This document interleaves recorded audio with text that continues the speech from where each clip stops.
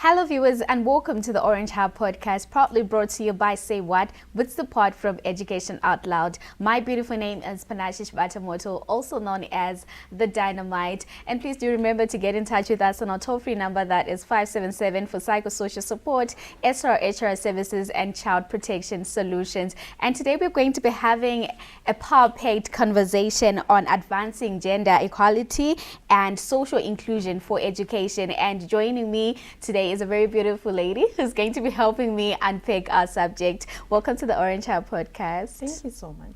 So I want you to introduce yourself. That is your name, where you're from, what you do, and probably tell us one thing that's interesting about yourself. Okay, so my name is Nasra Kibukila. I am from Tanzania. I'm working with an organization called Tanzania Education Network. In Swahili is Mtandao wa Elimu Tanzania. That gets the abbreviation of TENMET.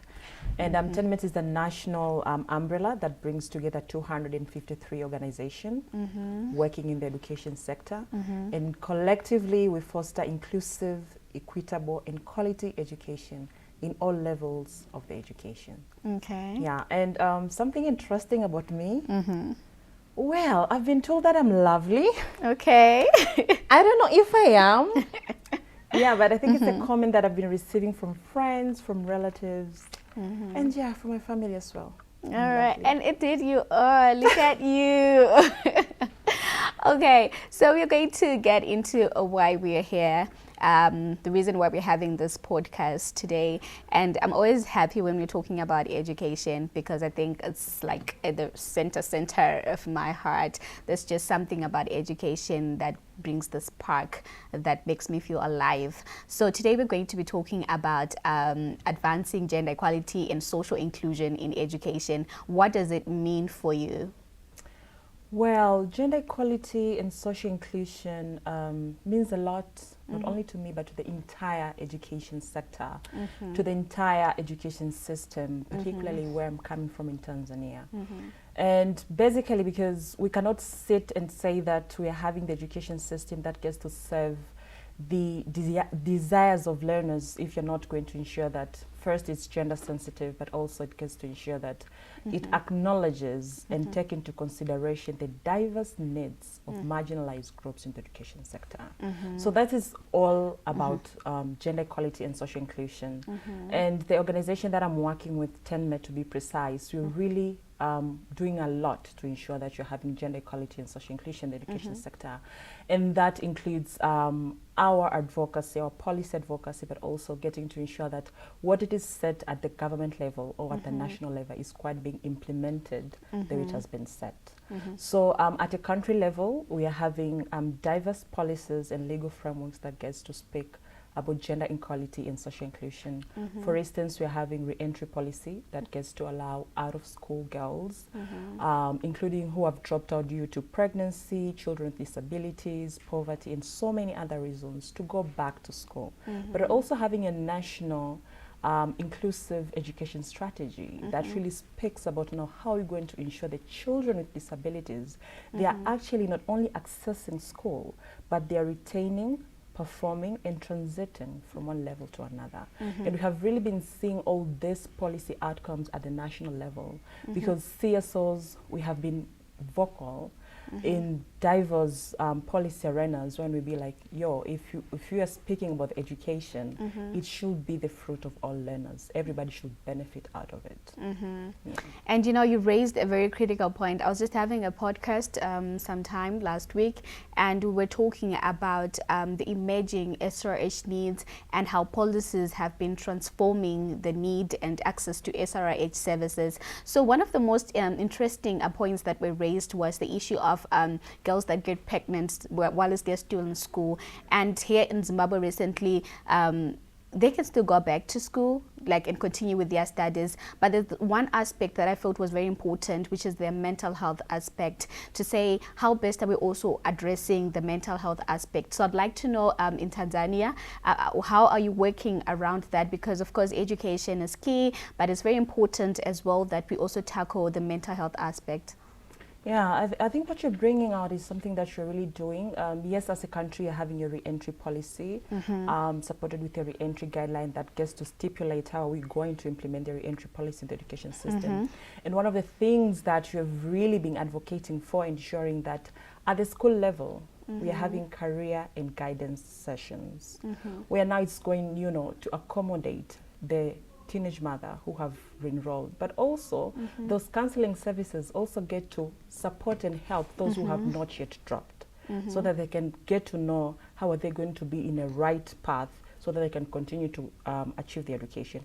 Unfortunately, the guidance and counseling framework that is supposed to be implemented in school still has gaps. There are most of the schools that they don't have counseling and guidance teachers. Exactly. You might find that a counseling and guidance teacher is an academic officer or is a discipline teacher. Now, how are you going to impact that guidance and counseling if you're like a discipline teacher?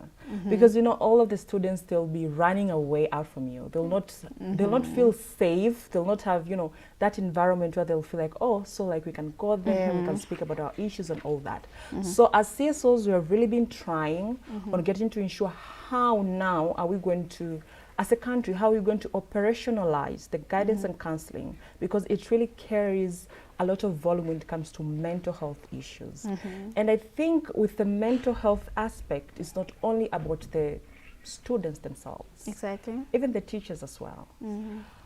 So in the country I'm coming from, Tanzania, we are having some sort of series, I can say series, of teachers beating the children until they die. That's a mental health issue. Exactly. You cannot stick a child to death unless you're not well upstairs. So it's something that it also needs to be embedded as part of in-services teachers training, so that you can get to ensure that you're having teachers who are able to support the children, but also to create that, you know, a friendly and welcoming environment where they can help our students to stay in school. Because, you know, we expect teachers to be parents of our children when they're at school. But again, you'll find a student when sees a teacher runs away because there's no that friendship that has been built in between. So that's it. Okay, and it's very important that we are intentional about mental health as well. But still getting into the gist of the conversation, let's talk about how TENMET has been integrating Jesse into the advocacy work that you've been doing in the programs. So basically, what we have been doing first, we've been advocating for gender responsive budgeting. We do believe that having equitable allocation into the education sector, which gets to, I can say, which gets to cater for diverse gender needs, it's a key to addressing most of educational barriers that learners face in access to education.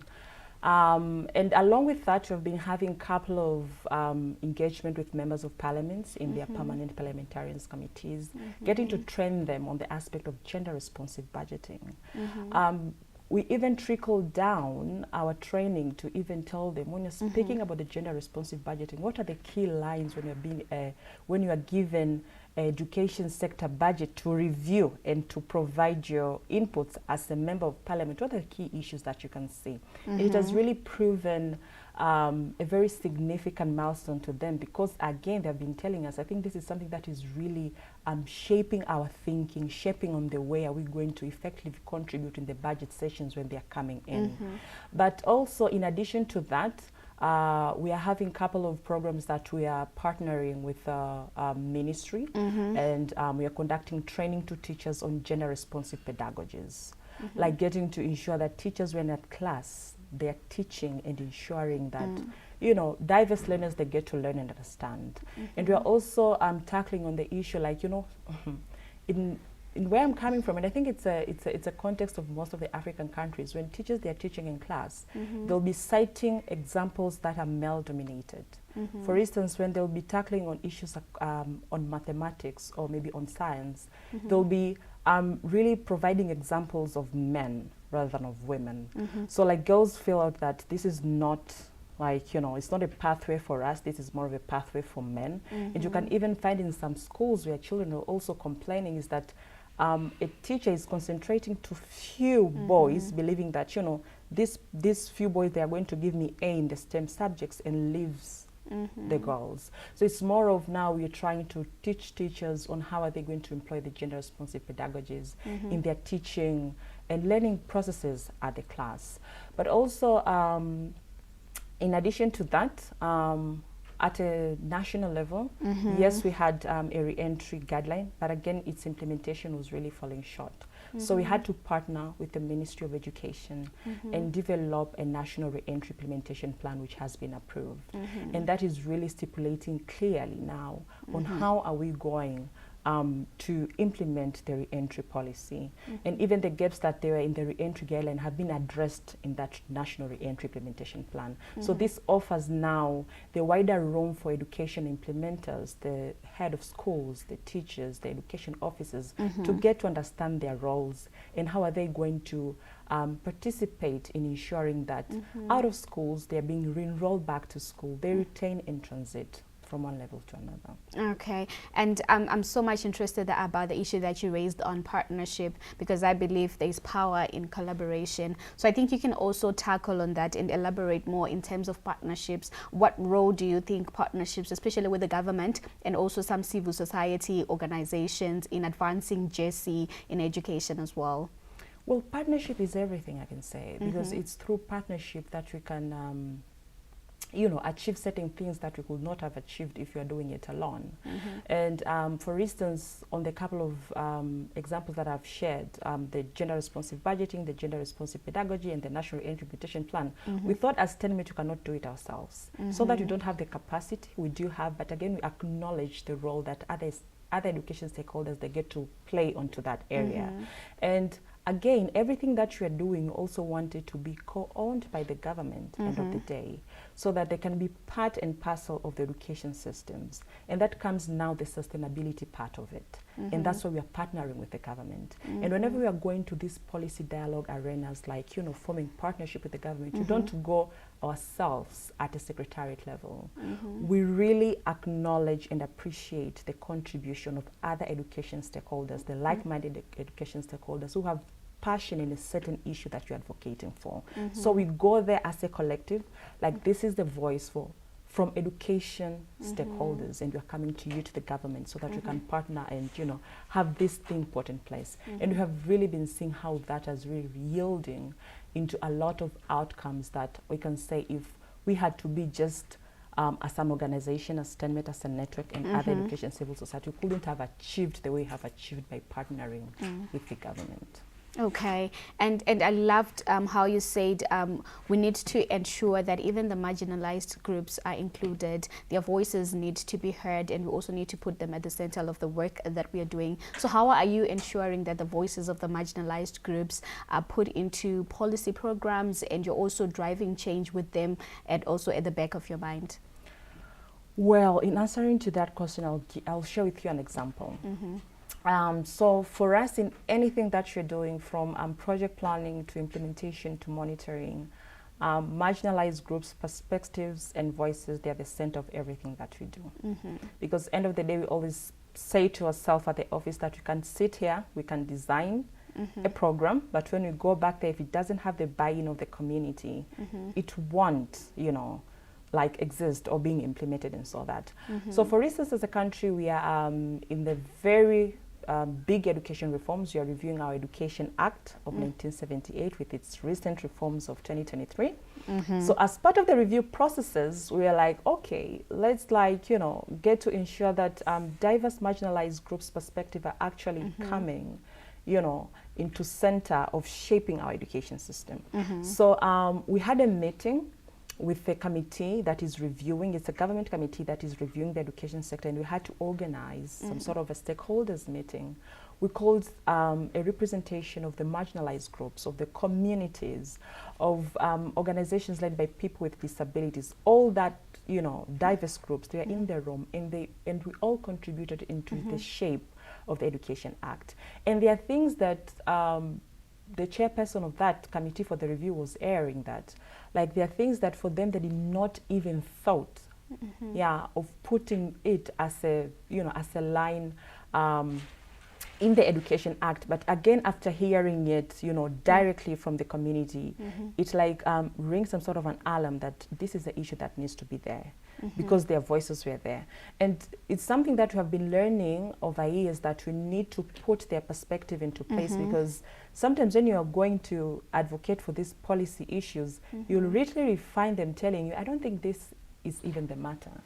Sometimes the policymakers, they always have their certain way of, deviating from the point of view that you want to raise it to them. So just specifically like tell you that I don't think this is the matter that needs to be concentrated. But when you are going there with a specific representation of that matter coming straight from them, it comes with a different volume, it comes with a different voice, and it really gets the buy-in of the government. Okay. And I can safely say, in whatever that you do, there are obviously going to be hurdles. It's not going to be a smooth flow. So probably you can share with us, what are some of the challenges that you're encountering in promoting GSC in education? Well, the big challenge I can cite, again, is the socio-cultural perspective within the community. On the issues on girls' education in some of the communities in Tanzania, it's still not even, it's not even supposed to be an area for discussion. Girls are supposed to be married off. Exactly. And then you as a CSO will be going there with your sensitization campaigns. They need to be going back to school, and they'll be telling you, no, she's married. Have you ever seen a wife, a married person going to school while she's supposed to be there at home, taking care of the family and all that? So like shifting that perspective and mindset, that girls, education should also be given a priority as boys' education is still a process. And we have been seeing progress into some regions, but still more advocacy needs to be done onto that area. But also on the aspect of implementation of re-entry policy, gaps are still there.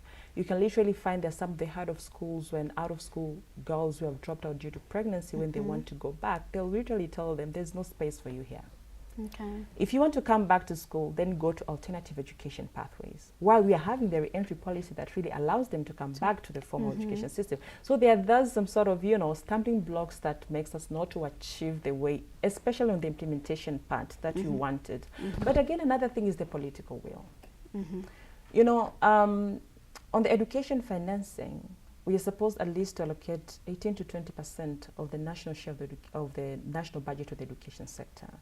But in 2025-2026 financial year, Tanzania has only allocated 13% of its education budget. And what I can say is that there's lack of political will to actually have that ownership that we need to invest into our education system.